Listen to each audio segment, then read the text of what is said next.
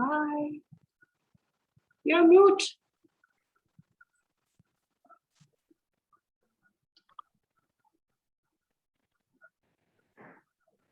Hello, everyone. Hello. Hi. Hello, Mr. Rao. Hello, Roman. So good to see you. Hi. Good to see people. Good morning, good afternoon, good evening, good night. I don't know what times it is in different parts of the world. Yeah, at least we can say to each other good evening. Okay. Nice. Good to see. Hi, hello everyone. Sorry, Hi, I Tina. had a phone call. How have you been doing? Yeah. Good, good. I hope everything will work for me. Maybe I'll just change the computer. Okay. Oh no, I don't have to. Okay, all good. Okay. Morning, or afternoon, should I say? Yeah. Hi. Hello, Jenny. Hi, Rajni. How are you? Yeah, doing very well. Thank you so much, Jenny. We see you in two screens actually. Hey? No problem. You might have tried to log in with both links we have sent you. Okay, I'll just log out of this one. Not an issue. Yeah. Oh, sorry.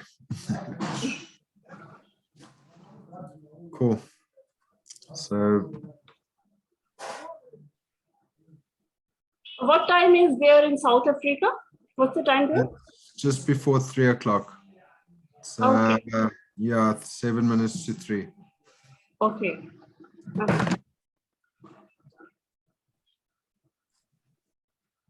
Okay, so Violator Booth will be joining any moment, and we will start the webinar sharp at 6:30.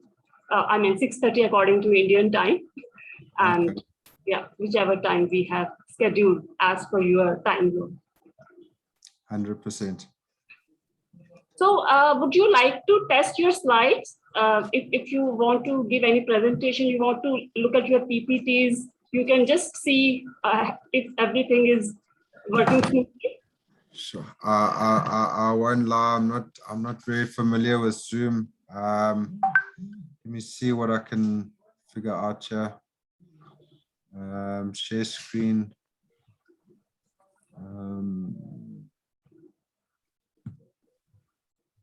So yeah. Yeah, I don't know how to do all of that, to be honest. Okay. I think we need to allow you to share your screen. Okay. Can I share the screen? I think it's allowing me. Okay. Sorry, you can start it, sir.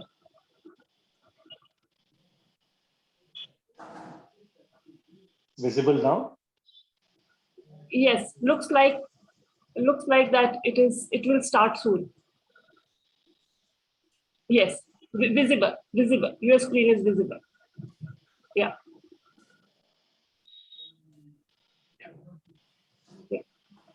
Good.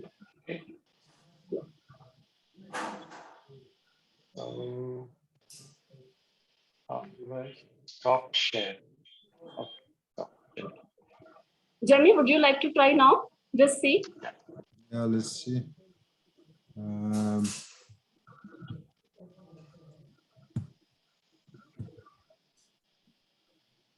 Yes, we can see your screen, Jamie. Okay, perfect. Great.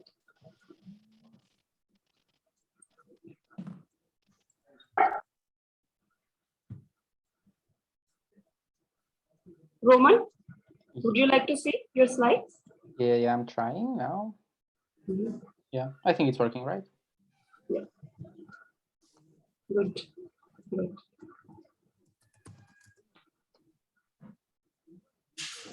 Yeah, you see the slide switching, right? Yes. Okay, great.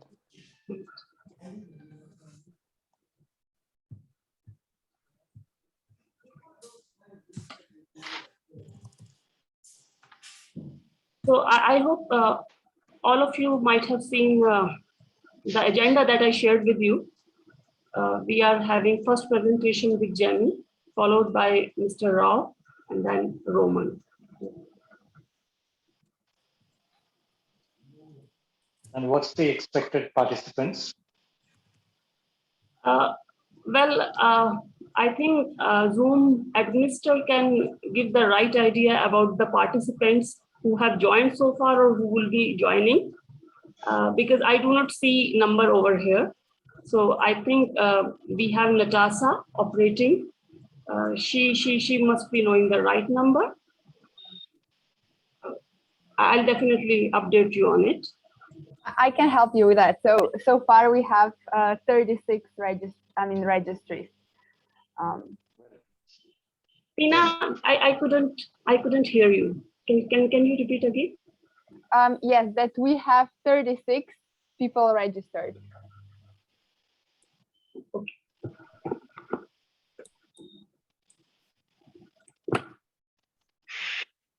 All right.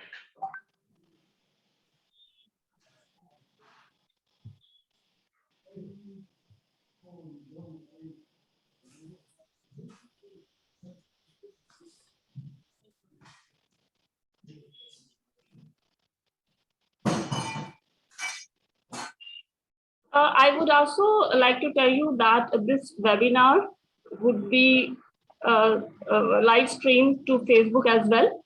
And then after that, we would be recording it. We would be recording right now also, and we would be publishing it on our website of Ecocivilisation, as well as YouTube channel of Ecocivilisation. So this webinar would be available for other viewers who are unable to join it for some reason to watch. Awesome.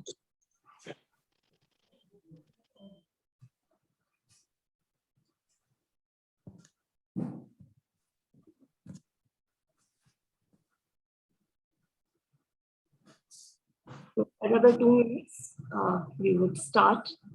And thank you so much for joining in time, because we always, we always want to make it sure that all speakers feel comfortable. And if there are any technical problems, we could sort them before the event starts. So that is the reason we invite our guests, our speakers especially, 10 minutes before the event starts. No problem. Here comes Violeta Bulls, ma'am.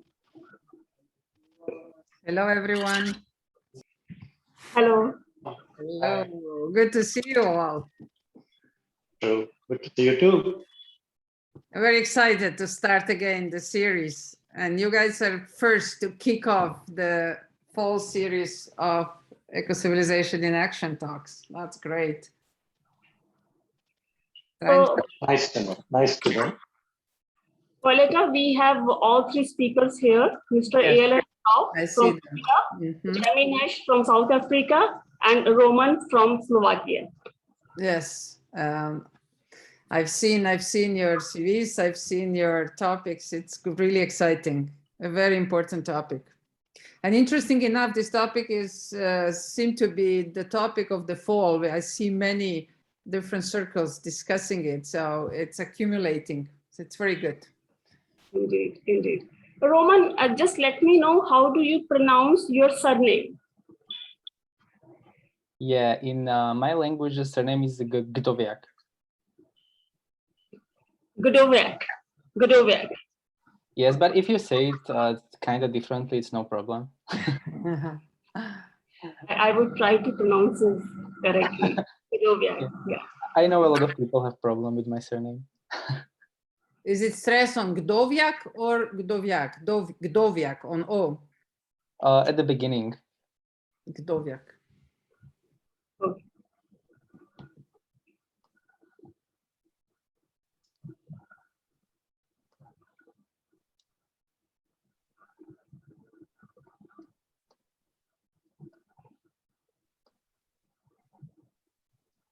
Tina, can we begin with the housekeeping rules?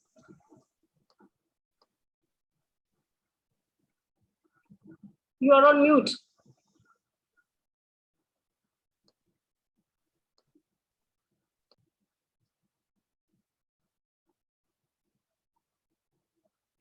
You're on mute. Tina. Yes, I know. Sorry. My internet connection is a bit bad, but I know I'm on mute. So we can go. So can we begin with the housekeeping rules? Yes, of course. Yes, hello again, everyone from my part as well. And so just before we dive into the webinar, some housekeeping rules. This event is being recorded, and right after I finish, we will also have we will have a live stream on Facebook, and the video will be available there and also on our webpage, ecocivilisation.com. So you are more than welcome to rewatch it, re-listen it, or share it with anyone you want. If you have any questions, please write them in the comment box. If the questions are directed to someone specifically, please write their name next to it so we know who to ask. Or if not, just please write them in the comment box. And when the time is right, we will read them out loud. If you have any additional problems with anything, just please write to me and we will try to solve them. And yeah, that's it. Let's dive into this event and enjoy your time with us. Thank you, Tina. So let's begin. Hello, everyone. We welcome you all to the 7th webinar of the year on circular economy on the topic e-waste disposal, recycling and reusing electronics, which is being brought to you by Ecocivilisation in association with Wahab Women. My name is Rajni Vohra, founder of Wahab Women, and I'm being joined by a very illustrious leader who is also founder and curator of Ecocivilisation, Honorable former Deputy Prime Minister of Slovenia, and EU Transport Commissioner Violeta Bulc, and my co-host Tina Maya. The objective of this webinar is to take a deep dive into the problems associated with e-waste and discuss how they can be tackled or mitigated, as the world produces as much as 50 million tons of electronic and electrical waste, which is also called e-waste, every year. Like each and every session, this time also we have invited 3 eminent panel speakers who are closely associated with circular economy through their work and entrepreneurship in different parts of the world and are ready to enlighten us in a short while from now. Before we begin today's session, let me quickly share with all our viewers that we have already hosted 6 webinars on circular economy in past 6 months, which are available to watch on the website of Ecocivilisation.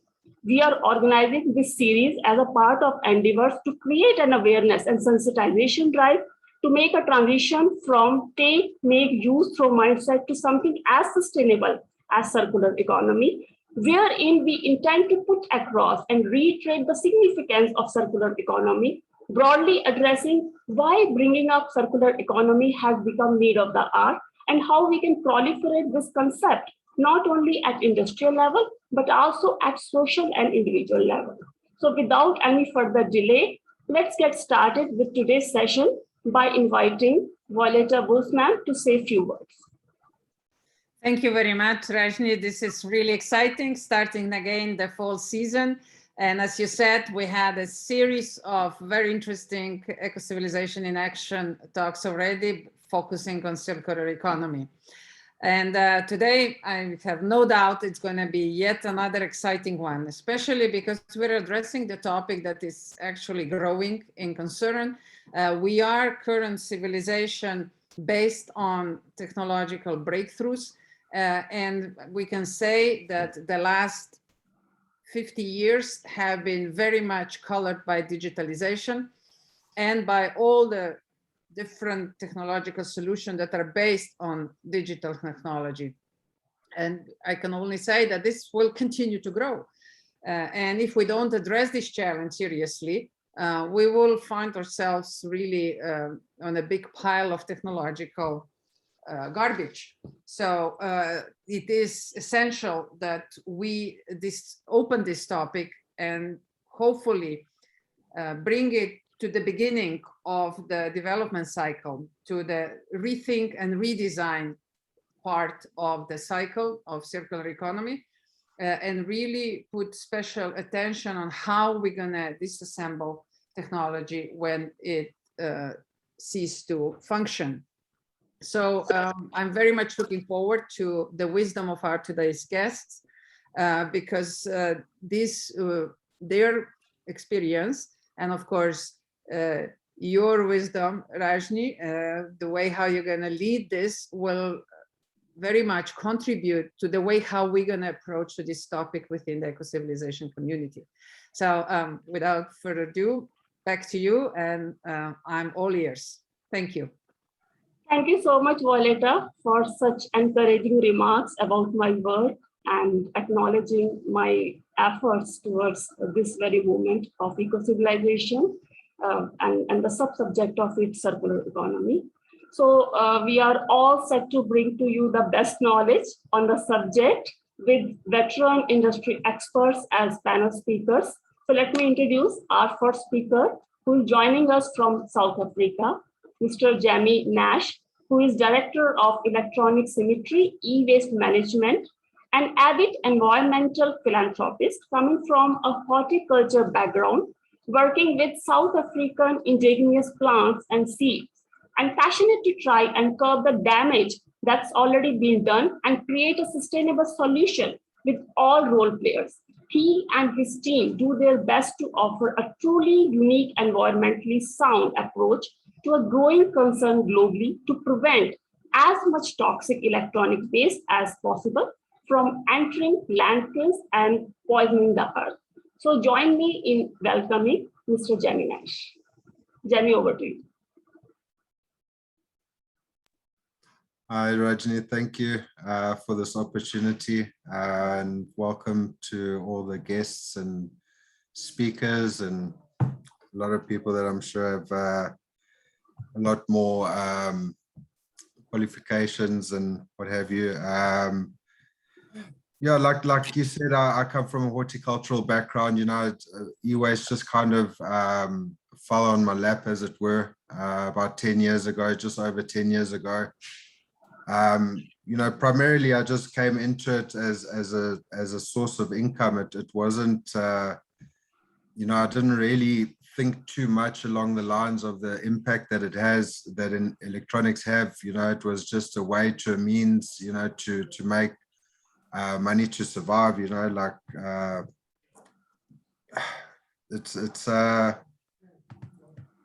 it's grown, you know, it's morphed, you know, from where we started. You know, we started off in the beginning just operating out of a house with double garage, and it quickly grew from there, you know, to where we are at the moment. We've got a 465 square meter facility, an industrial complex in Hillcrest and KZN in South Africa. You know, e-waste, it's become it's a lifeblood. You know, it's many faceted benefits for myself personally. It's very rewarding. You know, learning down the line, we realized, you know, that there is an impact. You know, you have to deal with these things in a very ethical manner. You know, we've managed to garner quite a few corporate clients over the years, you know, so we've had to adhere to, we at the moment we're busy with our ISO certification. We aren't ISO certified yet, but we are registered with the local municipalities, and we've got our scheduled trade permit and registered with the Department of Environmental Affairs as well. And we've just recently put in our application for our ISO certification for 9001. But yeah, it's many faceted. You know, you've got your environmental aspects, being a source of income, you know, for myself and the people that we employ. We employ 10 people at this point in time. And then also, obviously, the refurbishment component affords a lot of people access to quality refurbished items that that are sometimes not in a position to afford brand new items. you know, we've managed to get to a point where we've got some really skilled people that are very good at refurbishing, you know, primarily like the computers, laptops, TVs, LCDs. We refurbish microwaves as well. And we are looking at refrigeration, you know, refurbishing fridges and what have you.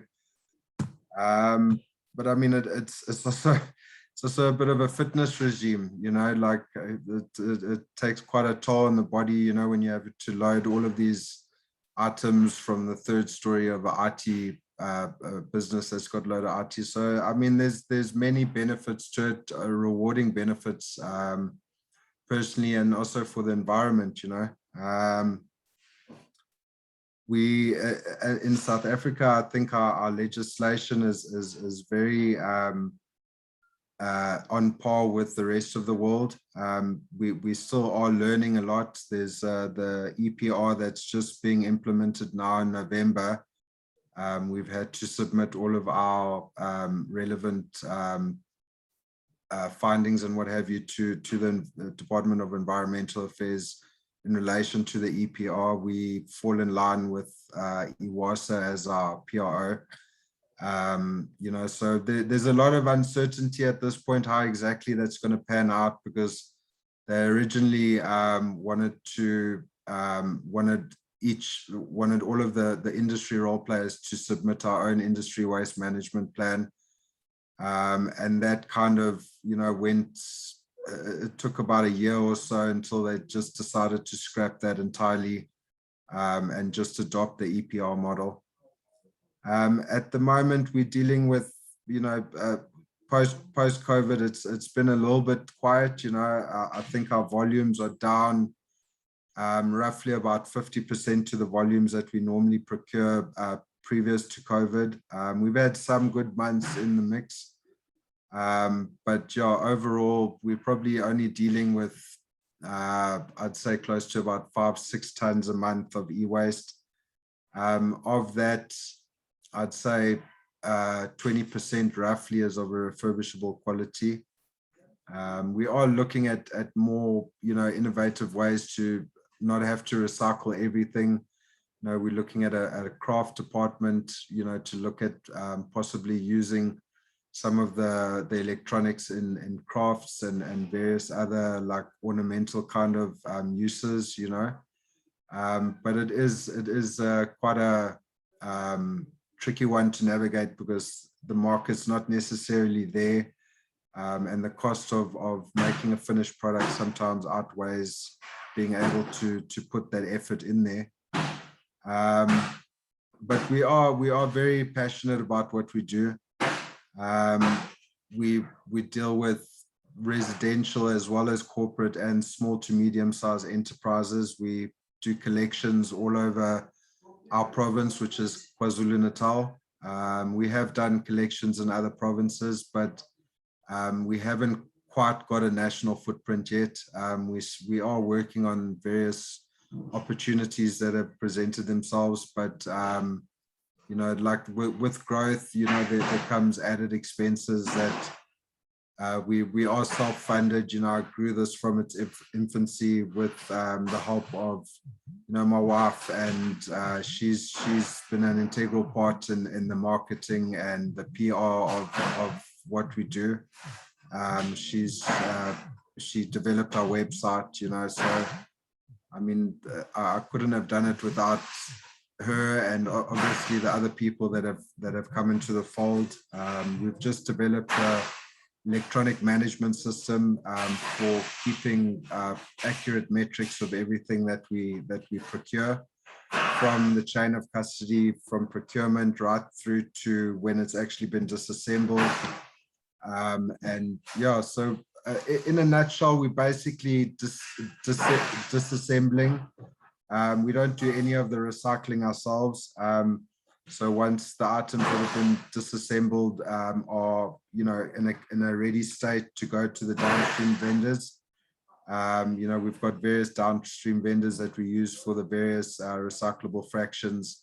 You've got your metals and your PCBs and your you know, plastics, all the ferrous and non-ferrous metals. And then unfortunately at this point, there is a small percentage of what we procure that ends up on landfill.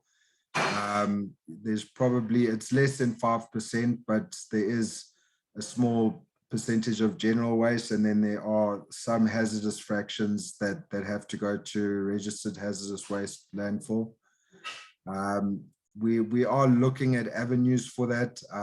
We had a trial batch of CRT monitor screens that we sent to Mintech, which is a minerals research facility for South Africa. And they helped us make an avenue for roughly 8 tons of CRT glass, and they extracted the lead from that. So that was quite a blessing, you know, to be able to avert that much of probably amongst the most poisonous fractions of what we end up with, you know, because there are still some CRTs in circulation. We haven't managed to deal with all of them. I thought we'd be seeing the last of them like 2 years ago, and they're still coming through, you know. So we also have partnerships with a lot of other e-waste facilities. You know, it seems to be quite a open community in terms of assisting and helping. You know, everyone just seems to be wanting to help, and it's quite a rewarding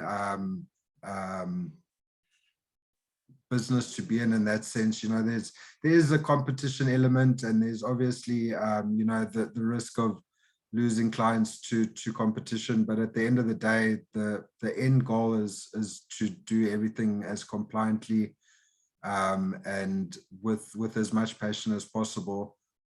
So we work hand in hand with a lot of other e-waste companies and other waste management companies that assist us down the line if we ever reach any threshold limitations, you know, like, because we do have to operate within threshold guidelines set out by the government for our current level of operation. We can't process more than 500 kgs a day of e-waste, you know, without a waste management license. So we don't have a waste management license in place yet, but we are working towards that. But it is like a mid to long term goal.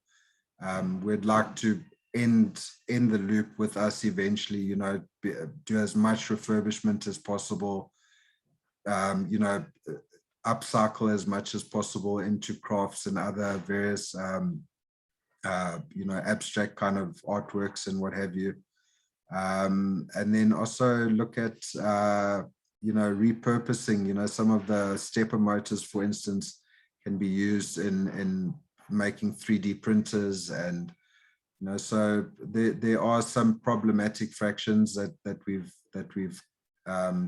have to face in this country. You know, plastic is a huge problem since China closed their doors to the rest of the world in terms of you know, being essentially the landfill of the world, which they did rightfully so. But it's left us in a position where there's no industry yet in this country to deal with the volumes of plastic that get generated. You know, the flame retardant element in the plastic is quite problematic. A lot of the guys that recycle plastic are more in line with the regular plastics. You know, they're not willing to tackle anything that's out of their scope of expertise. You know, so it's going to take a bit of investment maybe, and you know, hopefully we can get around that hurdle.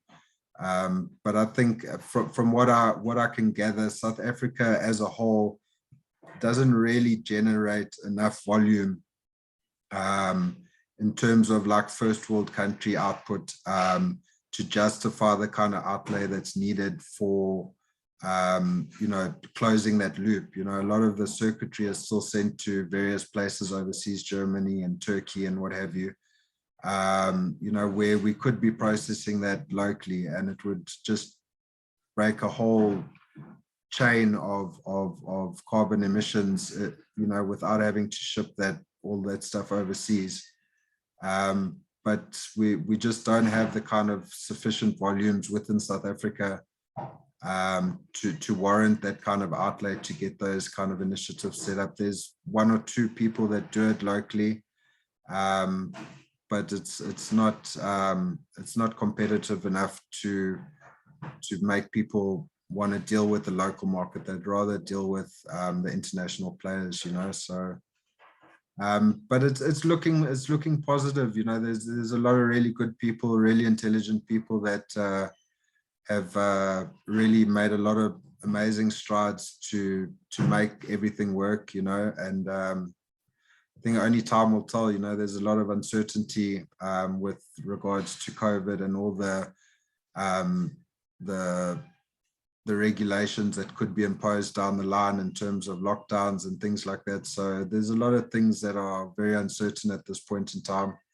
But we're just carrying on regardless, and doing our best to just keep everything going, you know. But yeah, thank you for affording me this. And if there's any questions, gladly answer. Thank you so much, Jenny, for such a comprehensive presentation, right from sharing the story of your struggling days while establishing your entity initiative and reaching to this point. And let me congratulate you for where you have reached. And we have got some intriguing questions for you. I would request Pina Maya. Pina, can we read out those questions to Jenny? Pina Maya lost the connection, so Okay.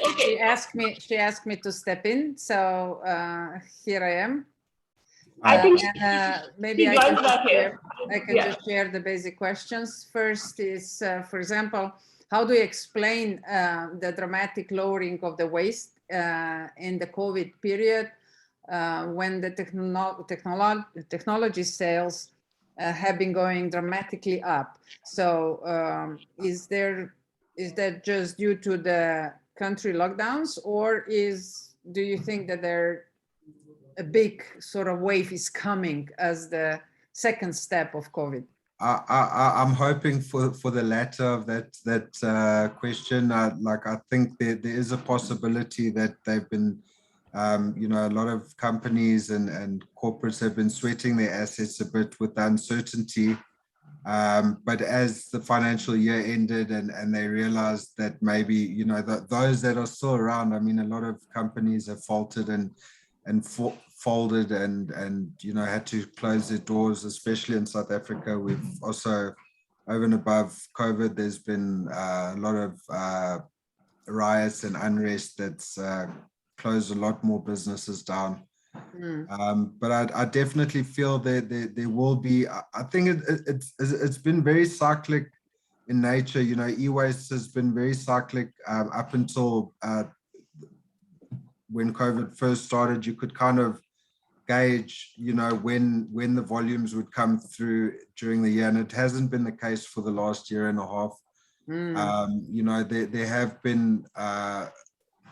been a huge decline in volumes, and I just put it down to the uncertainty. You know, like, I think a lot of, on a corporate level, those that haven't been affected, you know, by in any way, shape or form by COVID, some of the bigger players, you know, it's been business as usual for some of them, you know, like, so we have been getting some of those kind of caliber clients still scheduling collections, and it seems like nothing really affected them. But the smaller guys on the scale, I don't think a lot of them have prioritized buying new assets if their old equipment is still working.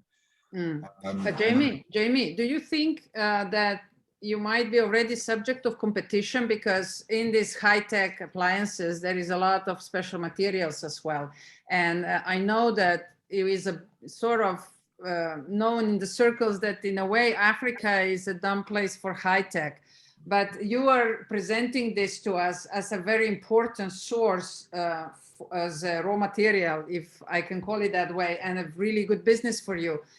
Could this sort of drop be also a sign of competitive market?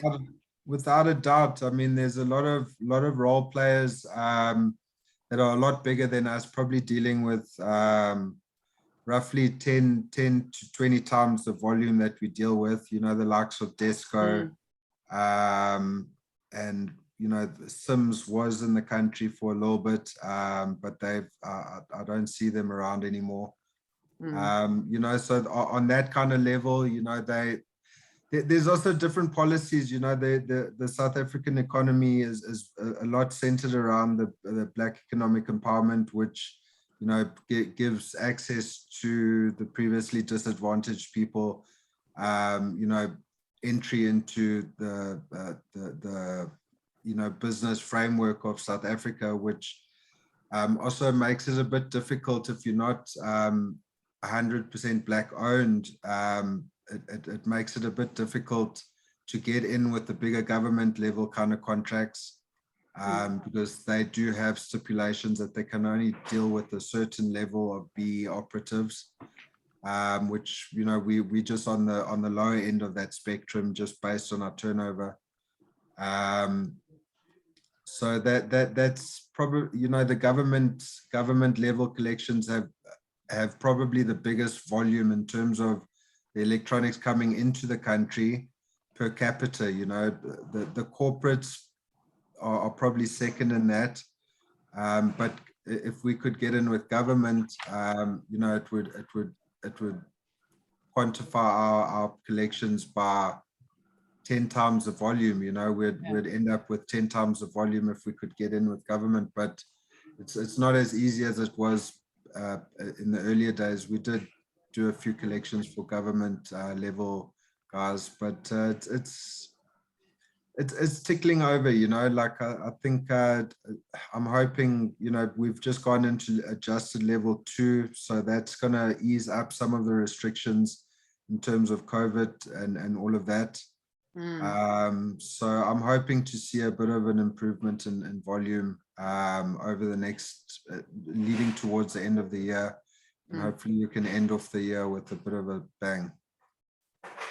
Rajni, if you allow me, just one more quick question. I mean, Jamie, what about the hazardous material? I mean, high-tech has a lot of very dangerous parts in them as well. Do you have enough strict regulation in South Africa for dealing with these dangerous parts, and how do you dispose them? Yeah, well, probably the most dangerous element of e-waste is, you know, in its raw form as we get it, is if you drop it on your toe and that hurts you. You know, like it only really starts getting dangerous once you get down to a component level. Yeah. You know, so we've got our downstream vendors that we use for all our printed circuit boards. You know, some of the older printed circuit boards, you know, before they started using the capacitors that they're using in the modern boards, they get dealt with by the downstream vendors that handle that. It is very poorly policed. There are very strict regulations in place, you know, in terms of legislative framework, but it is very poorly policed. You know, like we could definitely do with a lot more involvement on a government level in terms of auditing and all of that. It's kind of left up to the service provider in this country until you reach a certain level. Once you reach like the level of having a waste management license in place, then you'll get regulators that will come on knocking on your door. But if you deal within the threshold limitations, you know, in terms of volume, they don't really, you know, I know for a fact we have been under investigation now and again, just people wanting to know if we're doing things right. And we did tick all the boxes, even though we don't have the paper to say we are ISO certified. We do follow the principles of what we know is morally and ethically right in terms of how we handle, you know, the more hazardous fractions. There are, you know, the main fraction that we deal with that is probably the most noxious would be the glass from the CRT tubes. You know, because there's really not much that can be done with them. Like I said, Mintech took a trial batch from us that was destined for landfill, which was about 8 tons, and they've extracted like all of the lead, and they put it in a high temperature furnace and extract all the lead. But they've reached a bottleneck in their ability to take on any more volumes. So we're kind of just waiting on them at this point. Other than that, you know, the lithium ions another problem in this country. You know, there's not much interest in developing the necessary model for handling lithium ion. I know there are a few companies that are sending it overseas wherever they do send it. You know, and they're quite tight-lipped about it, you know, obviously because it's their proprietary kind of you know, revenue making model, you know. But other than that, you know, like unless you like desoldering and taking each individual component off the printed circuit boards, that's where it can become very difficult, you know. But we're quite fortunate to be dealing with the guys that we do deal with as our downstream vendors for those, and then they've got their waste management license in place, and they handle all of the things that aren't needed when it gets ready for export. They obviously have to clean the boards to a certain level of critique, you know. Thank you very much. No problem. Thank you, Jamie. And we would request you to stay with us till the end of the program, because we might, one thing is that we are coming up with 2 more wonderful, insightful presentations. Also, we might have few more questions for you. So we request you to be with us. No, I'm here, no problem. Thank you. Thank you. So it's time to invite our next speaker, Mr. A.L.N. Rao, who is the Chief Executive Officer of Exigo Recycling, India. He's into multiple recycling verticals in India that includes e-waste, consumer durables and electronics, IT, AD and mobility, plastic waste, lithium-ion, electric vehicles battery, waste to energy, carbonization. A specialist offering solution in the B2B and B2C space in electronics, refurbishing, e-waste, recycling and refining plastics, EV battery reuse and recycling solutions. Sir, we welcome you wholeheartedly, and it's over to you. Thank you, Rajni, for the introduction. Good morning, afternoon, evening, night, ladies, gentlemen. Thank you for providing this opportunity to be here and present a little bit of what we do and what we do here in India. So I would like to share a presentation to all of you people. So just give me a minute, please.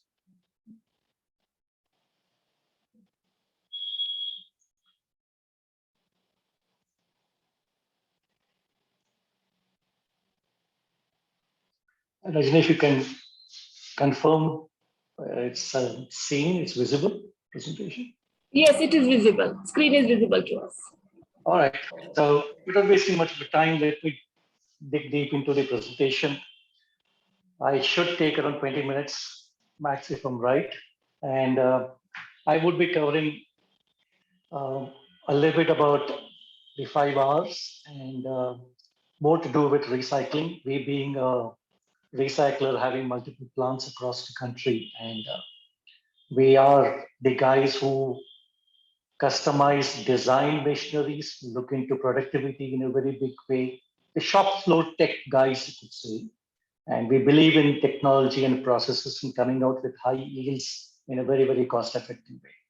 That's how we look at. Hence, we are being considered one amongst the top 1, 2, 3 players in the country.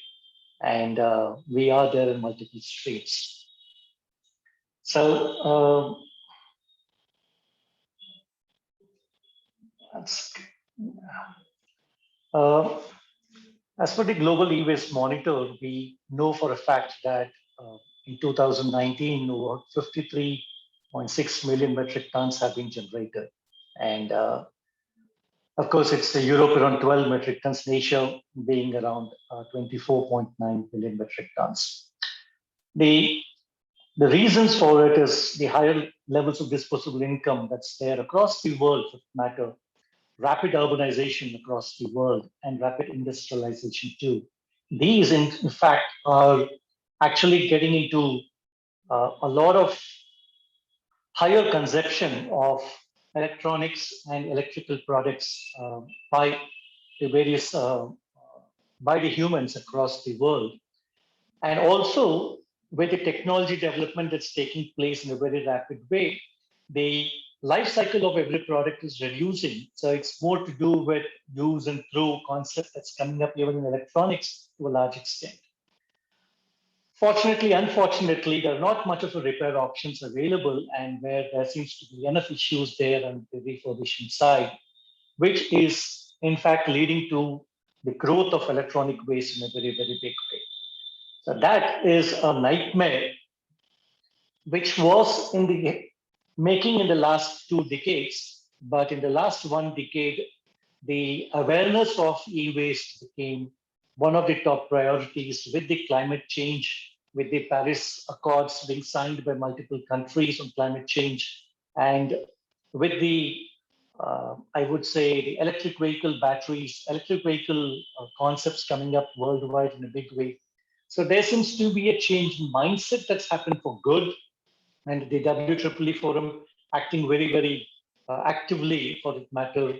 So there are very many stakeholders, very many countries participating in the betterment of e-waste management. So we believe that going forward, the times are going to be good for the e-waste management stakeholders first. So let me start off with the 5 R's. We know we started off from 3 R's and then moved to 4 R's, and now we are in 5 R's. So I'm not going to talk much about the refuse or the reduce, but I'll be talking more about the reuse and recycle. The repair refurbishing industry has always been there across the world, but not in a systematic way, not in an organized way. There are no rules well defined in many countries for that matter. So it's the producers who rule the entire product sales, product service, and disposal to a certain extent for that matter. So the right to repair is a right for anybody for that matter, to extend the life of the product that I consume or I use for that matter. However, still there seems to be a lot of contradictions that's going on worldwide on the rules, on the laws of right to repair. We know for a fact in the US there's a particular state that's come out, a country that's come out with certain rules, but worldwide still there's a long, long way to go for that matter. Spare parts monopoly by the producers is actually killing in the right to repair. So that's an area where each stakeholder is trying to work upon on the DIY principle, and design is a core component which is getting applied across multiple product categories, where there seems to be a very important need to work on the designs, work on standardizing of designs across the country in electronics. There seems to be resistance also in a very big way coming in from the producers due to various reasons, which many people know. And recycling is another aspect. Recycling needs to be the last option for that matter. But again, under the e-waste framework, how do you come out with environment-friendly recycling processes, systems, technologies, techniques, so on and so forth? And what sort of standards that needs to be established across the world, common standards, and each and every recycler per se trying to maintain the same standards for a long time. And the more than the technology, it's the processes, product-wise, vertical-wise, location-wise, based on different geographical challenges, environmental challenges, different temperatures. So how do you come out with various concepts of technologies, and as well as your skill development and your awareness creation, so on and so forth there. Last but not the least, we have not heard about repurpose till recently. And now it's the remanufacturing concept that's gaining ground with the plastic waste management and the importance of plastic waste coming in a very big way, the awareness increasing across the world. The remanufacturing concept is gaining ground with very many countries implementing the plastic waste management rules and putting in strict penalties for the producers. We see people talking and thinking about circular economy in a big way. And with the new geopolitical situations that are existing in the world now, most of the countries are trying to look into, using of the raw materials within their own country. So, speaking about the reuse, we are looking at we're looking at the products that comes in from returns. Returns could be from the online sites or the offline dealers, communities, retailers.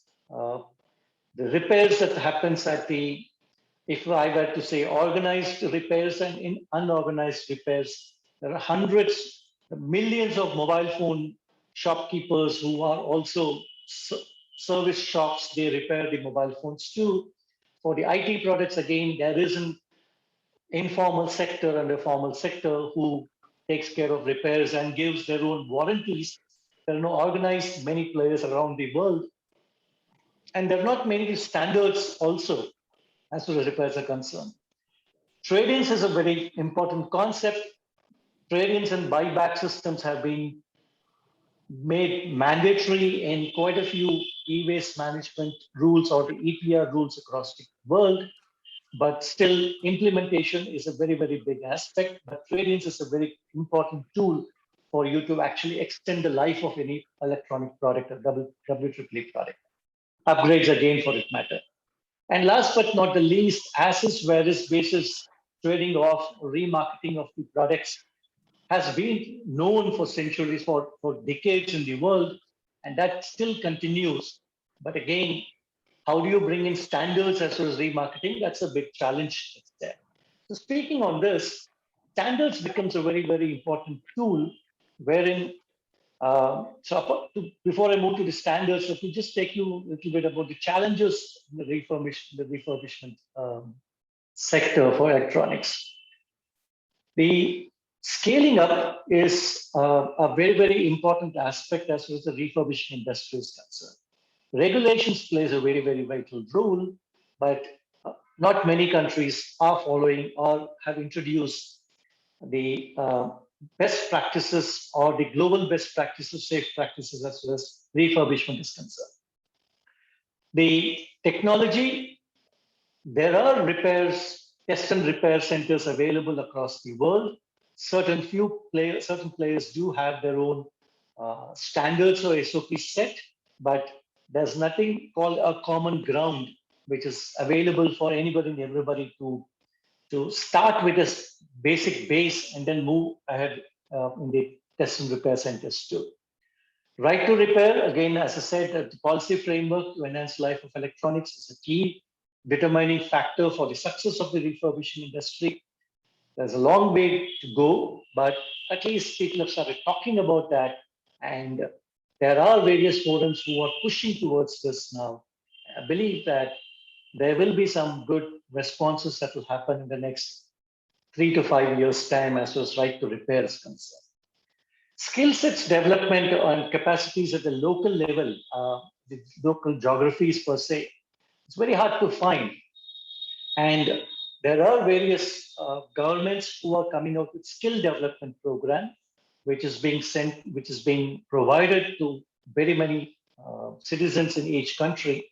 Private players too are coming out with various skill development programs. But again, the awareness and the costs are the key aspects there. Now, how do you propagate the whole thing and try to bring in the informal sector or the unorganized sector or the uneducated people into this particular skill development programs and try to give them a foothold, try to give them respect in the society, give them some sort of social respect and bring them to the formal society and make them a better human being and giving them a better life for themselves and their family.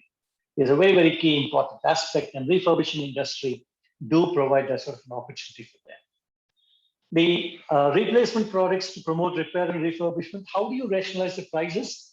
Price sensitivity is very, very high. Standardizing of the prices is a very, very important aspect. To bring in some sort of a standardization of the prices is a key determinant, and it's not available currently worldwide. Some countries, some players have started working on that.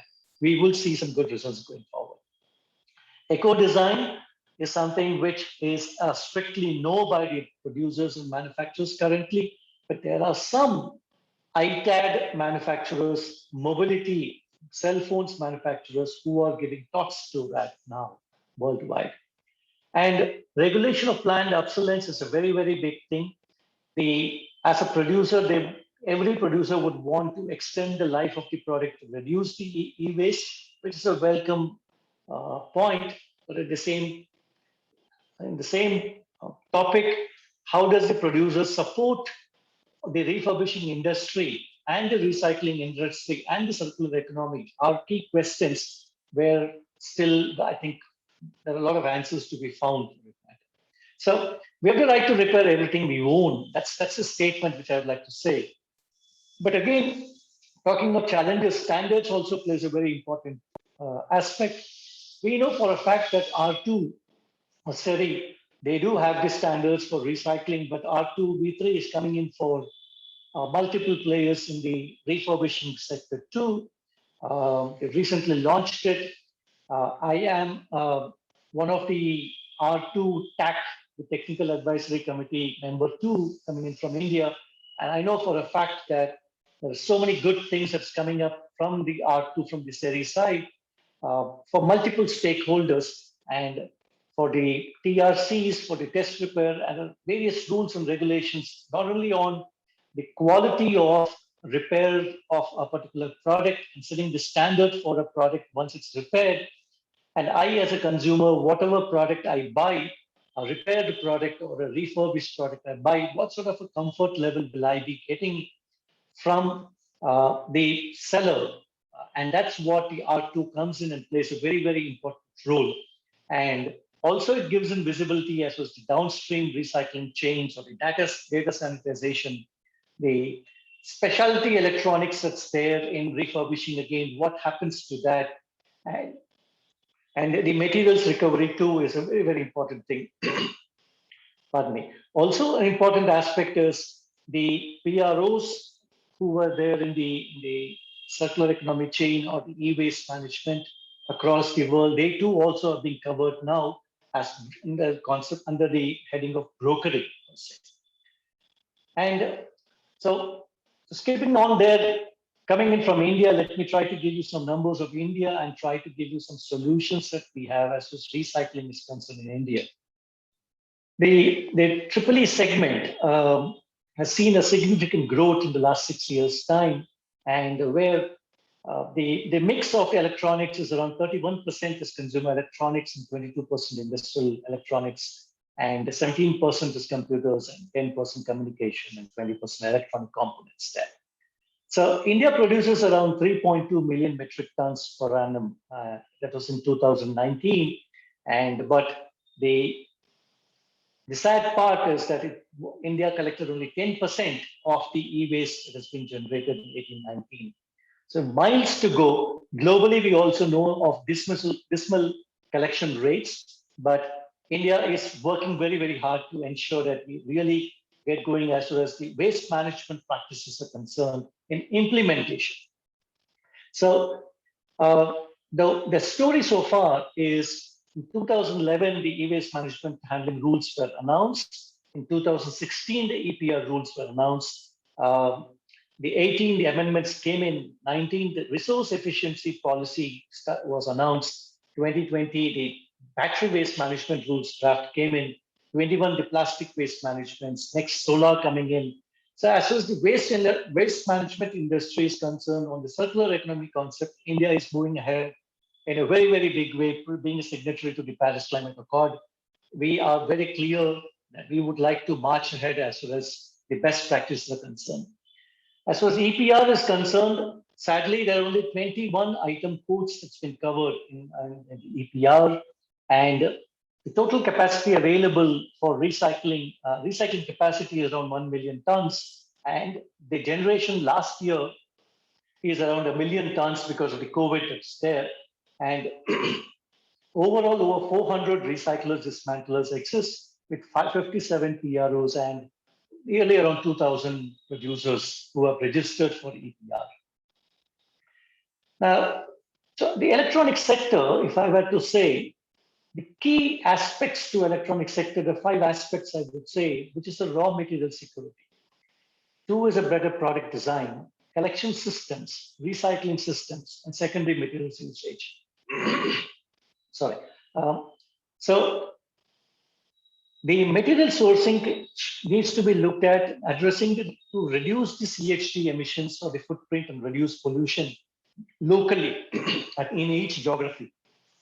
And that being the key, how do you provide security for the raw materials that you would consume, you discard, you recycle, and try to reuse that raw material back within the country? That's a key challenge that exists. And with the new geopolitical situations, that has taken top of mind now. And I'm sure every country is working on that in a very big way. Product design, again, to reduce the toxicity or any hazardous substances, the design plays a very, very important part. And not only as far as the toxicity is concerned, but also for the dismantling purposes of decreasing the product obsolescence. It's the producer who need to work closely with multiple stakeholders and try to evolve better product designs, which helps every stakeholder for the longer run. The collection systems, there's a lot of leakages worldwide. We know for a fact that many countries in Europe and in the West, they export their e-waste to many countries. What is the need for exports is a question. Why should you export? Can you not find out solutions locally? Is it that expensive? There seems to be talks, very high level talks of circular economy and so on and so forth, trying to teach the world. But when it comes to their own countries, hardly there's much of recycling that takes place. So collection systems might be available, but the recycling systems are not there. With the new geopolitical situation, recovery of critical materials being the top of mind, the ecosystem for secondary material buyers is going to be very, very key. So now I think it's time that every country starts looking at ensuring that the better collection system prevails and ensure the recyclers are there within each country who are able to extract the raw materials and give it back to the country. And last but not the least, the secondary materials usage, unless and otherwise there's no incentives for the secondary raw materials that's being extracted by the recycler, the industry is not going to move forward. And there needs to be financial incentives, not only for the recyclers, but also for the producers who are going to consume these green metals or green products back into the production lines. So the material markets, India being the 3rd largest consumer of raw materials, and by 2030, it's estimated that we're going to consume around 15 billion tons of materials in the current economic trends. So primary raw materials will eventually become very expensive, which means there's going to be a market for secondary materials in a big way. So we believe that there's going to be a bright future for the recycling industry in the circular economy. But however, secondary materials may always not be that competitive in the short term, but in the long term, definitely yes. The problem that we face because of all this is the recyclers, the buyers would want huge quantities, for which the recyclers need to procure or need to get in feedstock on very, very huge quantities, thereby able to recycle and supply the secondary raw materials. Now that is the problem. If that problem is being addressed across the world, then definitely the secondary raw materials will be consumed locally and will be put to use in a very big way, thereby reducing the carbon footprint in a very, very big way. So example, a PCB, if I say as per the Indian FICCI Circular Economy report, there are various raw rare earth elements that are there. Now, rare earth elements are required for EEE products, for solar panels, electric vehicles, high-tech defense equipment, and so on and so forth. So the extracting gold from e-waste is to the tune of around $1 billion in 2017. That's what the report said. And the Global E-Waste Monitor also estimates that in 2019, only 17% of e-waste was collected and recycled, leading to the loss of nearly $47 billion in recoverable materials. Now, that's huge. And there's a chart which shows the gold and silver and palladium constituents there. So how do you extract all this? It's through multiple recycling techniques and models where you start out with a mechanical recycling where you have physical recycling method, PCBs or the spare parts or the car components that comes in. It's shredded and brought into fine powders, and then you get into magnetic separations, electrostatic separations, air classifications, and all that is used. You use the best of APCMs in the plants, and through your various other methods like a hydrometallurgical method or the pyrometallurgical methods, you are able to extract metals, base metals, and various other metals. And the hydrometallurgical method, it's more to do with leaching the metals in strong acids and alkalis, and electro refining, electro winning. You have multiple processes there, and you can use the aqua regia nitric acids or the sulfuric acids or cyanide solutions. And pyrolysis is nothing but heat, and it follows up with some other process for that matter. So what do? We Exigo Recycling. We are there in electronics, within IT, within mobility products, mobile phones, plastics, batteries. We do multiple types of recycling, including puff recycling, precious metal refining, waste to energy. What do we extract? We extract base metals, precious metals, rare earth metals, and critical raw materials, apart from refurbishing and refining and so on and so forth. So just to give you an example, the television that we all have, the primary materials that it consists of aluminum, copper, gold, iron, and plastics, wherein 25% is plastics, 20% is glass, 26% steel, aluminum, copper is 9% for that matter. Similarly, another example, refrigerators. You see a puff, which is a very, very important, which is a hazardous element in refrigerators, it's 10%, and the plastics is 10%. So as a recycler, the challenge always for us has been, of all the metals and materials that's there in every product, what sort of a solution are we able to provide within the organization, within the plants, come out with cost-effective technologies and processes, and see if we are able to actually recycle and in an environment-friendly way. So what do we do in-house for the refrigerator puff that's there? We come out with innovative processes, multiple processes. One of them is that we are able to remove the puff, and we're able to mill it and degas it and reduce the size and make it into a briquette of around 1 feet long and 4-inch diameter, and then send it to cement kilns for fuel, where the calorific value of that is equivalent to coal, and the residual ash value is lesser than coal. That's one of the concepts that we have come in. There are very many that's there for that matter. Also, secondly, the polymers, which I said around 25 to 40% polymers is there in e-waste. So we do have the lines for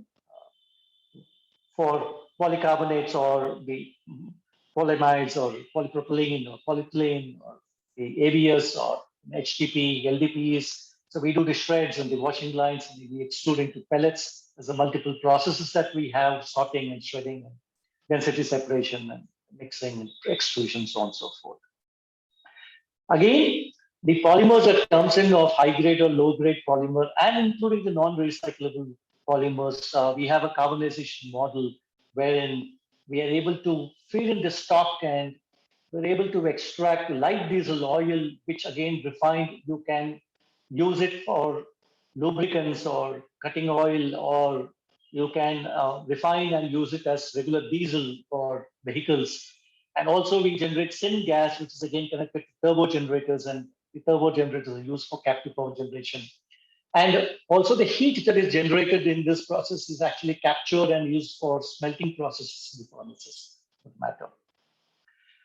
And also the batteries that comes in, the ITAD products or the mobility products or the EV batteries now that's coming up. We have set in the mechanical and the hydrometallurgical process where we are able to extract the cobalt sulfate and lithium carbonates, manganese sulfates, nickel sulfates there. Where the installed capacity around 50 tons, but now in November, December, we're opening up 10,000 tons recycling plant, new plant for that matter.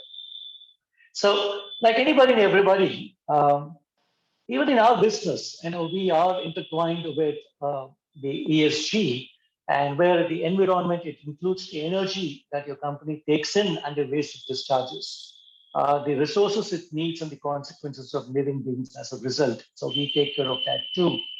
And carbon emissions and climate change is the key aspect which we look into. So great level of importance is being given there.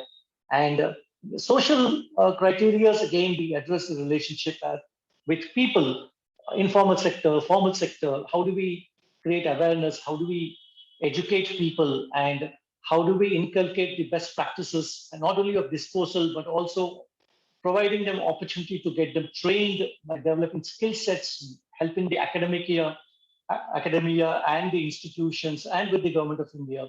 We do run a lot of programs there on the social side. And last but not the least, what sort of a practices, controls, and systems we have within, so that we comply with all sorts of laws, more so not only for the internal stakeholders but also for the external stakeholders. And we, as a business with genuinely effective ESG policies, we can contribute to bettering the environment and society as a whole. So we believe, as a recycler, we will be able to offer a lot many, which we are already doing, but now we will be wanting to offer multiple product categories, solutions, and try to be a national player, opening up from 3-4 plants, which we have. We are around 35,000 tons. We will be moving up to 200,000 tons in the next 2 years' time. And we will be getting into an inclusive model of encouraging startups, budding entrepreneurs, and existing pre-processors and dismantlers, getting them into the kitty and providing them with this tech support and the machinery support and the tech know-how for them to grow up and build a big business for that matter and save the environment. Thank you very much. Thank you, Mr. Rao, for such a terrific, engaging presentation. And we have got some really intriguing questions for you. So let me, okay. Shall I read, Tina, or are you going to read? As you wish, as you wish. Okay, so do you want to ask your question as it is the first one? You can start with the Violeta ma'am's question. I can ask it in the end if time permits. Yeah. Okay. So then the question is: do you see a conflict between the current setup of market economy, which is based on a constant linear growth, in the coordination of circular economy? I am losing your points. Maybe I can help out, because Pinamaya has a really weak connection, so it's sometimes the voice gets disturbed. I was just wondering if you can see a conflict, because your presentation was very clear, and thank you very much. Excellent overview. But I could sense a little conflict between the concept of market economy, which assumes 4% growth and it's very linear, with the concept of circular economy. How do you respond to that? Where do you see the next step that we can maybe overtake this kind of internal conflict? The thought process that was there from a linear to circular was going pretty slow for a fact till just before the COVID outbreak. But post the COVID outbreak, it gave in time for everybody to stop and start thinking a lot about themselves and trying to give importance to their lives, for that matter. Now there, the waste management industry started playing also a critical role. And now what has happened with the change in geopolitical situation in the last couple of years in a very, very, very big way, critical raw materials, rare earth metals are going to be the key for sustenance of the economy of any country, for that matter. So the concept of the circular economy has gained speed, and it's going in at not 1x, 2x, 3x, it's going in at 10x now. So I believe that in the next couple of years' time, the circular economy models would start speaking very loudly in very many countries, for that matter, and the linear models would start dissipating much faster. That's my take. Very encouraging message. Thank you very much. But I have to provoke you a little bit more because you have mentioned at the end ESE model and basically environment, social economy. Yeah. And what we see as well is there is a lot of greenwashing, and we need a bit more concrete action, especially on a social point. So I was wondering if you think that India can take a lead on that, on ESG.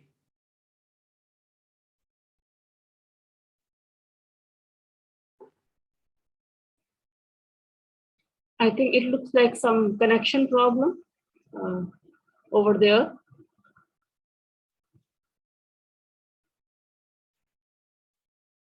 Yeah, he got reconnected. Yeah. Mr. Rao, could you hear the question? When she started, I think the internet connection broke. So can you repeat the question, please? You're on mute, ma'am. I will be very brief. I was wondering, because you're stressing at the end the importance of ESG, and I still see a lot of greenwashing around ESG. And I was wondering, do you think that India can take a lead on that? Because we're really weak, especially on S, on social. But you seem to be very strong in this. So can you share your view over the India's role on a global scale? Yes, so thank you for asking the question. So one of the prime important topic that's been discussed in India nowadays, and multiple industries have started moving in that direction in a very, very positive way. So the conglomerates have started taking it seriously. The industries, corporates have started working on it now seriously and started publishing their reports, giving importance to the S there. Now, but connecting it to the waste management sector is a new chapter that's born recently. And people like us, recyclers, at least we are taking that initiative to voluntarily start talking about this. And since we are open to audits at any given point of time and trying to set right various systems internally and provide an opportunity for people to prove that, yes, there are recyclers in the plastic waste management, in the e-waste management, in the battery waste management, so on and so forth. And at least 5-10 recyclers in the waste management, if you're able to showcase and demonstrate that, I think it'll catch its speed. And this again, for the world, since we are moving ahead as well as climate change, renewable energy, introducing by 2030, at least 60-70% renewable energy coming up here, we believe that the ecosystem for the circular economy is getting set very well.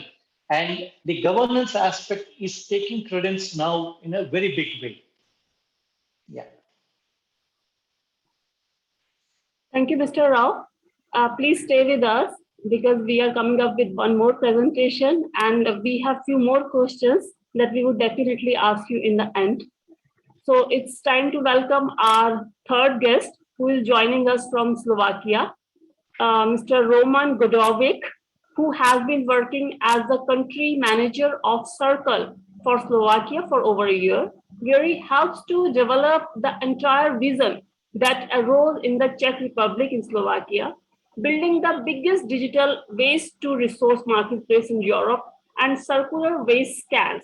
He studies international economic relations, where he was most interested in subjects and topics related to the environment and sustainability.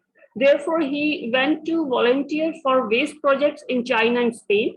Subsequently, he continued in this area in the Slovak Environment Agency, where he worked until the beginning of the Circle initiative. So let me invite Roman Godovich here. Thank you so much, and good afternoon to everyone. I hope you can hear me pretty nicely. I will share my presentation now, and there should be no problem. Okay, I hope you can see it. First of all, I would also like to thank you, the previous two presenters, for their interesting presentation about e-waste. My presentation about Circle, the company, our company, will be split into, I would say, two parts. The first part, I will focus on our activities, on what we do in general, not just e-waste, because we are focusing on waste management and circular economy in general. And then in second half of the presentation, I will put some best practices and examples that we did with electronic waste.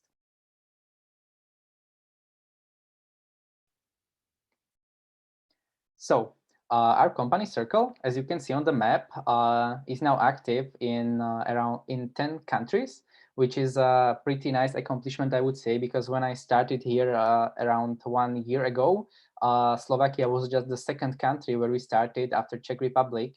So this year was huge for us, and I'm really happy that the topics of circular economy are going forward, especially in Europe and all the countries where we are present. So right now we are the team of, actually here it says 25 people, but as of last week we are 28, so we are still growing. And I'm really happy that our goal is to become a marketplace of global proportions. Especially in Central Europe, we are, I would say, like a European leader in field of circular waste management. And even though the branches that we have are in 10 countries, we are actually active in more than 100 countries all over the world, because even the companies that are not in these countries are joining us, trading their waste, finding the recyclers, and so on. Right now, we have between 7,500 and 8,000 companies who have joined Circle and want to either buy waste or material or sell their waste material for recycling, reuse, or other ways, not for it to end up on the landfill. Why we do what we do is we are a team of, I would say, environmental enthusiasts who don't want to see any waste going to landfill. So when we look at the statistics, we see that it's improving every year, but sadly still a lot of materials that are primary turn into waste and end up in landfill. And that's something that we want to change. We want to show everyone, every company, that there is value in their waste, in their materials. As you can see on this picture, from the left side, there is waste from one of the music festivals that was produced. Then at the second picture, the materials are separated, ready for recycling. The third one, there is a regranulate made out of this plastic. And the fourth one is like a final product made from the regranulate out of plastic, which is shown at the art exhibition. And also the graphics, you can see that the value of the waste in the first picture was very negative, but in the end it turned into something not just environmentally friendly, but also financially valuable, and something that brought someone some financial advantages. And that's something that we at Circle really focus on. We try to kind of connect environmental issues with financial benefits and with like a digital era, because we know that maybe some people who are not focusing especially on environmental issues, like top management of some companies or some financial people in companies, they maybe would like to support the environmental issues, but they want to see some financial advantages as well. So that's something we want to really combine at Circle and show it to them. And how do we do it? What tools do we use? We have two ways of how to proceed. First one is Circle.com, which right now is the biggest waste trading marketplace in Central Europe. But as you saw at the beginning, we are really growing.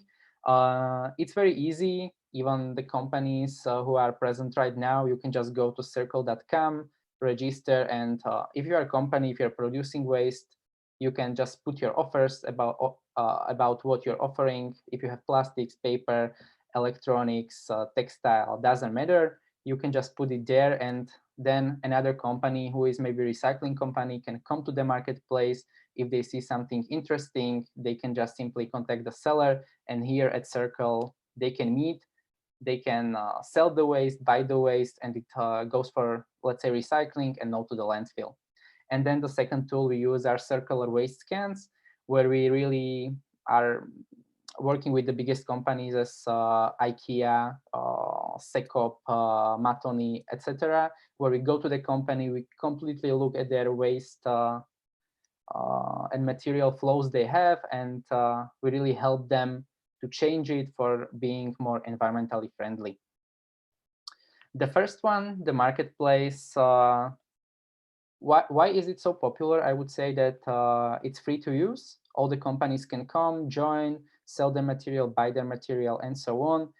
Especially now with being active in so many countries, they can find that the very interesting business partners from abroad, and really spread their business as well, thanks to Circle. And then we also have some, I would say, like premium partners, but that's only for the biggest recyclers and biggest companies, where we help to find them value for, I would say, like thousands of tons of waste. And what is also important, that we are using really digital tools. We are a digital marketplace, and we are connected to many databases in the countries where we're present, and we are trying for it to be as easy as it can be and as automated as it can be. Let's say here in Czechia and in Slovakia, we have internal databases about the recyclers of concrete waste codes.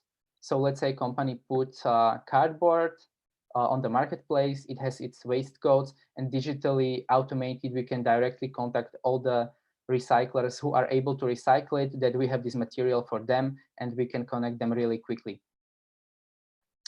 And then the second, the scans. I mentioned IKEA, where we are actually doing the scan right now. I don't know if everyone knows IKEA, but in Europe especially, they are a very, very popular furniture store. So what we do is we go there, we in like 3 or 4 hours look at everything they do. We analyze everything about what type of materials, what type of waste do they have, do they recycle it, do they send it to landfill, are they having like a negative or positive value in it, do they have to pay for it, or are they actually earning money from paying for it, and so on. And then we identify the potential they have. It can be environmental potential, financial potential, doesn't matter. It's usually both, actually, because many companies don't put enough resources in the circular economy still, especially in marketing. I would say they do, but in like concrete actions, they sometimes really don't. So we try to show them what everything they can do. And as the result of this, like I would say 1 or 2 months analysis, is we can show them, like, if they apply all of our recommendations in electronic waste, textile, plastic, paper, and so on, how much they can save in CO2 emissions and how much they can save in financials. And that's something that speaks to the company, because they see numbers, they see statistics, and then they are ready to say, okay, if this is beneficial for us in every way, let's go for it, let's do all of it. Okay, so that was to the first part of the presentation, and now I would like to show you some examples of electronic waste that we had or we have at our marketplace at Circle, that we help to like connect to the recyclers for reuse and so on. So as you can see, pretty often we have some different types of like electronic monitors. We are working with many big companies who, you know, they have to change the computers every couple of years. So what they do is they like put it away from the company and they buy the new ones. And what happens to the old ones? Then we try to help them to find like a recycler or someone who will take it and do something still beneficial with it. What is also very popular is different kind of chips, microchips. And when a company puts these on the marketplace, I think we can find the recycler in a couple of days, usually, especially in the Middle Europe, in the Central Europe. but also it doesn't only have to be like huge electronic waste, as you can see, for example, on the right side, the refrigerators, which are very popular because many big companies have quite a lot of them and they need to change them every couple of years. And we have some really nice companies, recyclers, who are looking for them, so we can easily connect them through Circle. But on the left side, you can also see that we also helped companies to find another use for like a small batteries or some other like the lighter, smaller electronic waste. What is also very popular are on Circle are different kind of cables. I'm like, it's not just electronic waste, but then we also deal with like copper and other metals recyclers, where we can separate the cable from the metals in it, and you know it everything goes to the right place where it can be recycled the right way. Here, what was also very interesting on the left side were the huge lamps from one of the biggest companies in Slovakia. They were changing all the lamps in their buildings, so they put it on the Circle, and I think it was like 5 or 6 days where we helped them to sell it to another company that found a really nice reuse for them. And there's also something that that is our goal, so we're really happy about it. And one more example in here on Circle, for example, printers. We are working with a lot of printing companies at Circle, especially for their paper, because they are buying recycled paper, and then also they have a lot of paper waste to sell. But since they are printers, they have also a lot of electronic waste, like printers themselves, printing toners, and so on and so on. So that's also something that we are helping them to find the right recyclers. For that, we are actually working with a lot of different companies, and I wanted to include 3 of them to show you some best practices, best examples. For example, this one is AFB Slovakia. It's, I would say, an amazing partner here in Slovakia, but also in other European countries, because they are not just environmentally friendly, working with recycling of e-waste, but they are also social entrepreneurship.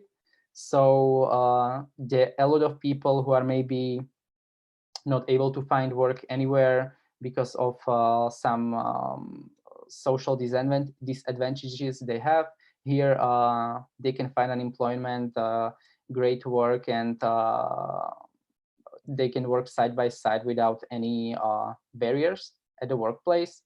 And from the environmental point of view, what this company does is that they collect electronic waste from private institutions, public institutions, really also the biggest companies they are in the game. So it's like hundreds or thousands of pieces of computers, phones, hardwares, and so on.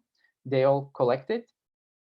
Then they work with it. I'm not an expert, so I don't really know what exactly, but you know, they clean the data. They all the secure data from the companies has to be erased. So in other words, they're preparing it for reuse, and when it's done, they are still selling the hardware for further use. So I would say pretty much really the best way they can do with it. So if it's still usable, just clean the data from the company and then let it be reused for other people who can still do it. Another example is this company. It's from Czechia, who we cooperate with, Navzdory. And what they do is they are upcycling the electronic waste. So pretty much the same as the company before. They are collecting the waste from different sources, the e-waste only. And then what they do is they create art from it and use it for different art exhibitions, selling it for some environmental issues, some causes, and so on. And for example, their most, I think the most popular one here at the picture was robot Rene, which signifies rebirth, which pretty much sums up what they are doing, their goals. You know, they are like rebirthing the electronic waste and using it for something that can be still beneficial for something else. And then the last one I have is the Slovak company Attero Recycling. I would say I would say it's just a typical recycling companies. But for example, for Slovakia, my country, which is a small country, I would say in every aspect. So when we have someone who can recycle all types of electronic waste, we are really proud of them and happy to cooperate with them. And I would say they are our biggest partner here in Slovakia, and that's mostly because doesn't matter what products we can connect them to through Circle. If it's like a heavy electronical waste or lighter ones, they are able to recycle almost everything. And in a lot of waste, they are like the only company who can recycle it here in Slovakia. So I'm really happy that we have them. And I speak to them really often, and they are successful. And they also tell me that really the principles of circular economy and e-waste, especially here in Europe, is going really, really forward. And pretty much every big company who has the most of these waste is trying to find a waste for recycling. So I'm really happy that we have companies like this, and I hope that e-waste recycling will just flourish with them as well. And I'm out of the best practices I wanted to share. So here at the end, I summed up my contact information. So if you have any questions, feel free to write me at my email, add me on LinkedIn, and we can pretty much discuss whatever questions you might have about electronic waste or just waste or circular economy of any kind of waste in general. We at Circle are really happy to discuss anything. We have a lot of projects, and really anything you have, feel free to contact me. And yeah, so if there are any companies present, also feel free to visit Circle. You can register, and I will be happy if you will have some successful business done and find some materials for your recycling or sell your materials for other companies recycling. And that's all from me. So thank you for your attention. Thank you, Roman. Excellent inputs and stupendous presentation. I would quickly read out the question, which comes from Violeta ma'am. So her question is, which challenges do you face in managing international network in Circle.com? Do you shift waste around in different centers, or do you manage everything locally? Mm-hmm. So the challenges that we have are like, I would say the biggest one when we are opening a new branch is just to persuade the companies that their waste, their materials really have a value. Like we have so many best practices for them, but sometimes they're really questioning it anyway. And sometimes it takes really a lot of emails, a lot of calls, a lot of things to do to show them that, yeah, we can help you. It's for free. Please join us. So I would say that it's not just about circular economy, Circle, but really like the environmental issues in general, that there are still a lot of companies, a lot of people who just don't have this thing in their minds right now. And I'm really happy that it's changing the general looks at the waste, at the circular economy, at environment, and so on. And I'm really happy to be actually part of it. But sometimes I would say this is the biggest obstacle. Sometimes it's really, really difficult to persuade people to that it's worth it. Thank you so much. Because Roman, I personally feel having your presence in some 126 countries is definitely a great achievement.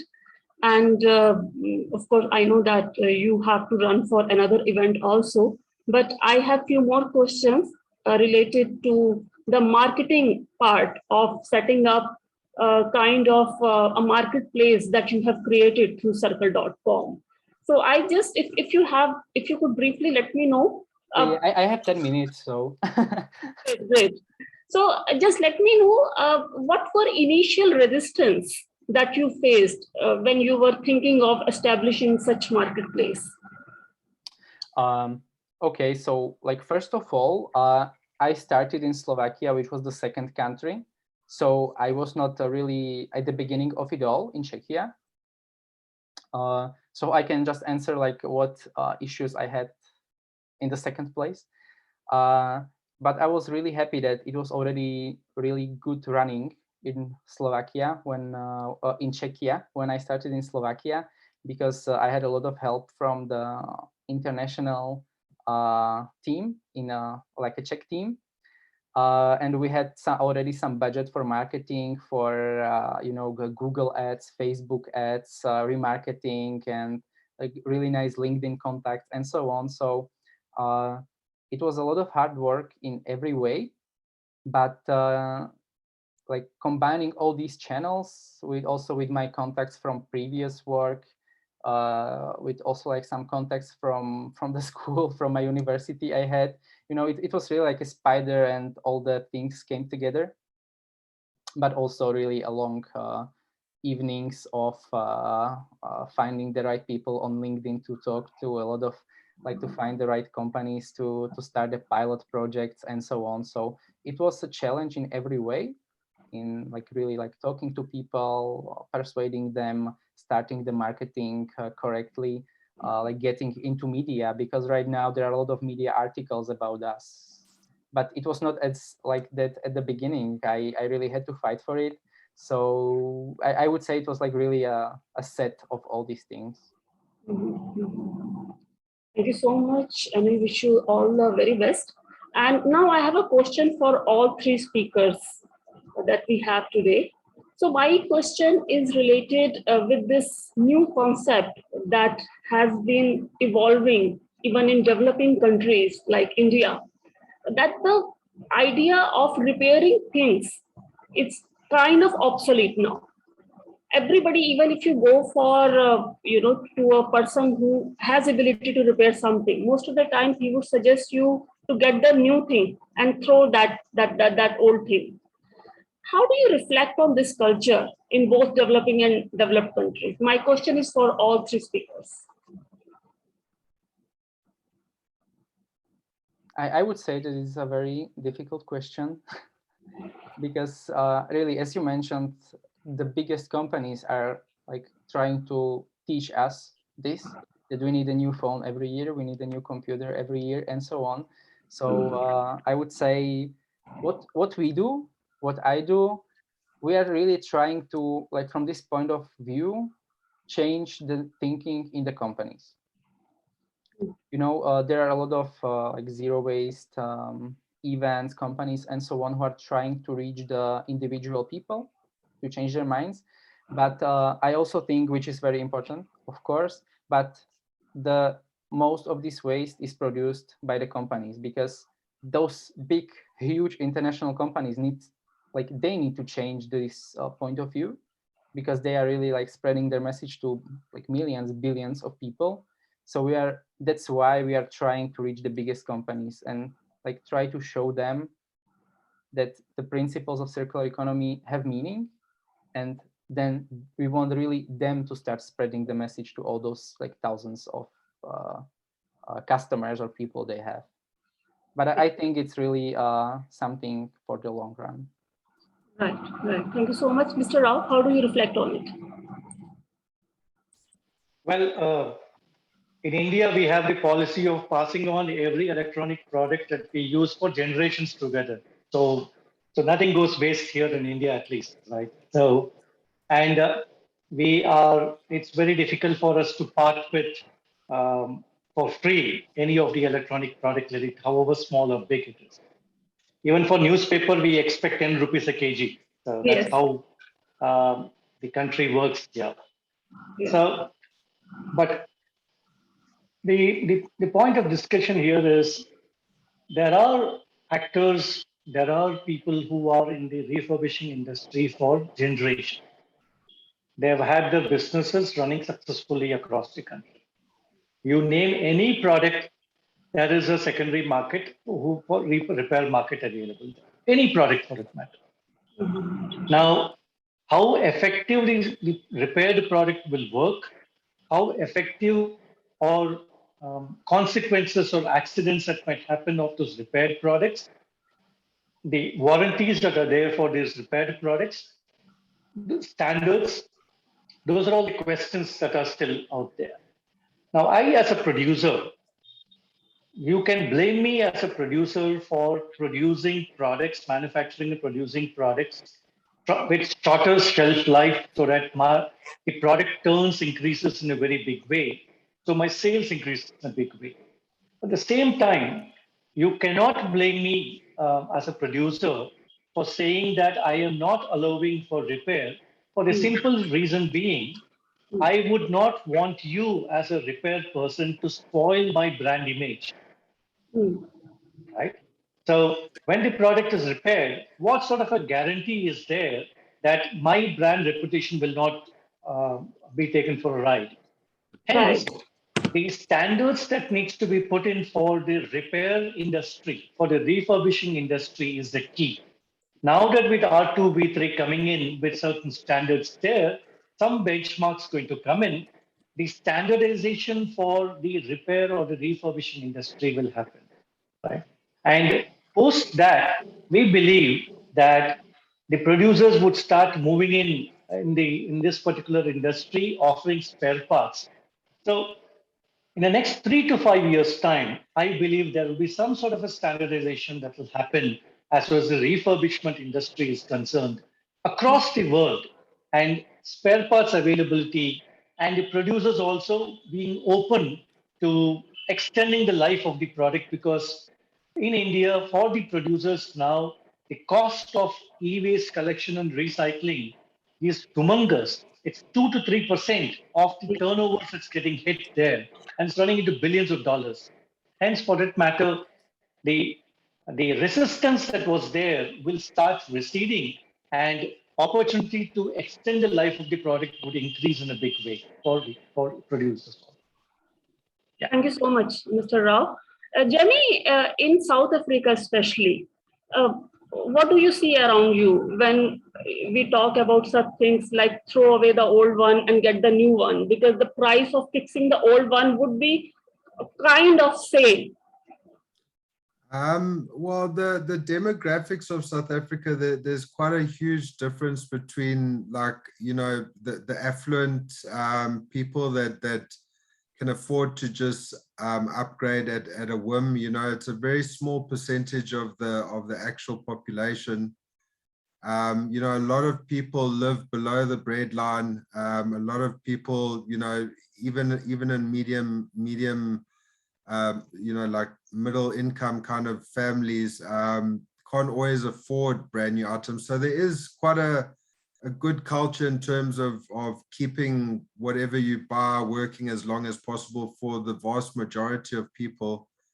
But it can always be improved, and I always think that it's not just purely up to the producers. I think also the development of all these apps and you know, we need to try and reach a point where we're happy with what we've got in terms of the functionality of these items, you know, and the design, and then, you know, just work on improving the lifespan. You know, I think the refurbishment and the right to repair movement is a very important part of reaching the circular ideology of you know, I think what's trying to be done here. But South Africa, you know, for the most part, I think, you know, a lot of the things that are bought, that they do at least attempt the first repair quite often, but it does get to a point where, you know, the cost outweighs the purchase of a new thing, unless you've got the right people to deal with. You know, there's a lot of service providers in terms of the refurbishment, especially in ITC, where they really take advantage of the situation. You know, people that don't know much about, you know, what could ultimately be wrong with their items. They end up getting billed with these huge amounts where it's literally just it's a 2-minute job to reseat the RAM, or, you know, like, I think there's a lot of there needs to be a lot more accountability for the people on the refurbishment level, you know, to follow like certain principles, and it's not always easy, you know, given the economy at the moment, you know, on globally as well as locally, as you know, people just want to make money to survive, and then ethics, you know, come into question sometimes, you know, where you can, you know, you can make a couple hundred or a couple thousand rand on a repair, you know, whereas the actual what fault that was wrong with it, you could have probably got away with not even charging, because it wasn't even a matter of changing any components, or it was just literally a bit of you know, track record of being able to troubleshoot and find out what the problem is. It's, you know, I think it just boils down to greediness at the end of the day, you know, like I think if we just need to try and get, you know, the people that develop these apps and, you know, like that end up requiring like more you know, higher specs, you know, like especially in the gaming kind of spectre, you know, they maybe need to have like a benchmark to work with, and not like exceed the limitations of what the technology can do, try and work within the limitations, you know, and then, you know, I think that would abate the need for more advanced technology with the limited resources that are available in terms of raw materials. It could go a long way to kind of just stemming the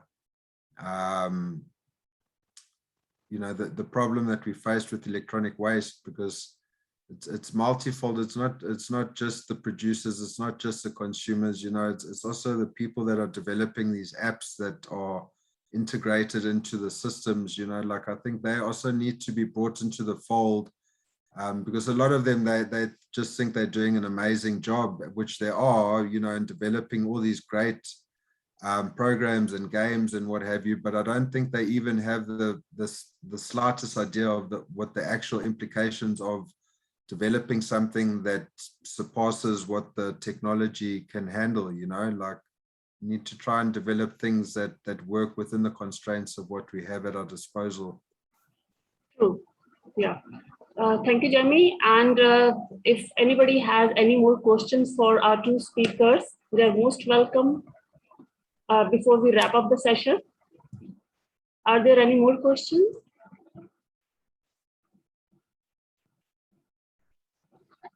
I don't see any additional ones. I think we have replied to all of them. All of the questions.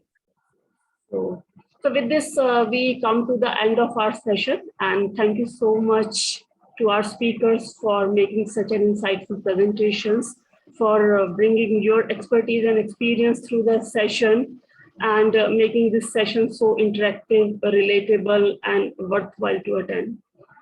We also thank our participants for their active participation, interest, and time. Please keep visiting www.ecocivilisation.eu for further events and their details. Thank you again for joining us today, and we will see you next time. Till then, take care and bye-bye. Thank you so much, Mr. Rao. Thank you so much, Jamie. Yeah, we'll stay in touch. Thank you so much. Thank you. Thank you. And thank you, Violeta. Thank you, Tina.